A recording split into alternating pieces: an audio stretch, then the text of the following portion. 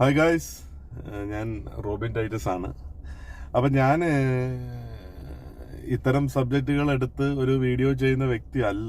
പക്ഷേ ചിലതൊക്കെ കാണുമ്പോൾ നമുക്കത് പ്രതികരിക്കാതിരിക്കാനായിട്ട് സാധിക്കത്തില്ല.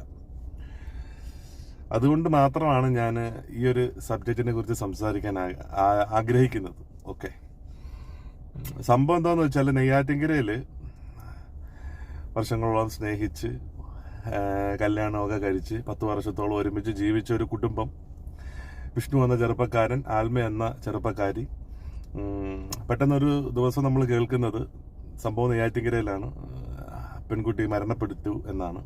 അപ്പം മരണത്തിന് പിന്നിലുള്ള ഒരുപാട് കാര്യങ്ങൾ അന്നൊക്കെ സംസാരിക്കാനുണ്ടായി. അതിലൊരു സംഭവം എന്ന് പറയുന്നത് എന്താണ് പറയുന്നത്, മൊബൈൽ പ്രശ്നമാണ്. അതായത് പുള്ളിക്കാരി കുറച്ച് സോഷ്യൽ മീഡിയയിലൊക്കെ ആക്റ്റീവ്, അങ്ങനെയുള്ള കാര്യങ്ങളായിരുന്നു.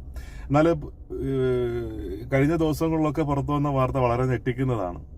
കാരണം ഏത് ആണുങ്ങൾ എന്തെങ്കിലും ഒരു പ്രശ്നം ഉണ്ടായി കഴിഞ്ഞ് ഒരു കൊലപാതകമൊക്കെ നടത്തി കഴിഞ്ഞിട്ട് ഒറ്റ വാക്കേ പറയത്തുള്ളൂ, അവൾ ശരിയല്ല, അല്ലെങ്കിൽ അവൾക്ക് അവിഹിതമാണ്.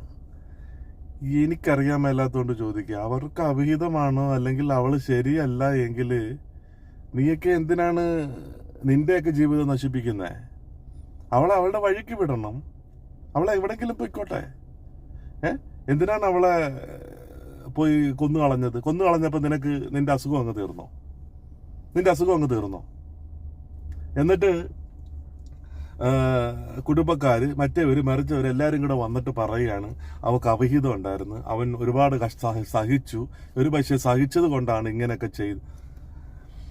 എനിക്ക് പറയാനുള്ളതുണ്ടല്ലോ, ഇത്തരക്കാരോട് എനിക്ക് പറയാനുള്ളത്, ഈ ന്യായീകരണങ്ങൾ നിരത്തുമ്പോൾ പ്ലീസ് അനാവശ്യമായ ന്യായീകരണങ്ങൾ നിരത്തി കൊലപാതകിയെ നീതീകരിക്കപ്പെടുവാനായിട്ട് ശ്രമിക്കരുത്. പ്ലീസ്, തെറ്റാണ് അവൻ ചെയ്തത്. ഞാൻ വീണ്ടും പറയുകയാണ്, അവൻ ചെയ്തത് തെറ്റാണ്. അവൻ ഒരിക്കലും ഒരു അധികാരവും ഇല്ല ഒരു പെണ്ണിന്റെ ജീവൻ എടുക്കാനൊന്നും. അവൻ ചെയ്തത് തെറ്റാണ്.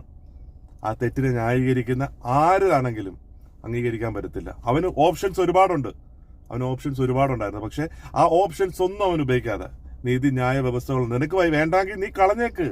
അവളെവിടെങ്കിലും പോയി ആരും കൂടെ ജീവിച്ചോട്ടെ. നീ എന്തിനാ വിഷമിക്കുന്നത്? പക്ഷെ ഇത്തരം പ്രവർത്തികൾ ചെയ്യുമ്പോൾ തക്കതായ ശിക്ഷ ഏതാണാണെങ്കിലും ഏതൊരുത്തനാണെങ്കിലും കിട്ടിയിരിക്കണം. കുറെ എണ്ണം ഇറങ്ങിയിട്ടുണ്ട് ന്യായീകരിക്കാൻ, അവഹിതം കൊണ്ടാണെന്ന്. നീ അതിനെ പൊക്കി പിടിച്ചോണ്ട് കുറെ സോഷ്യൽ മീഡിയ ആൾക്കാരും ഇറങ്ങും. ഇതൊക്കെ എങ്ങോട്ടാ പോകുന്നത്? സഹോദരി, എന്താണെന്ന്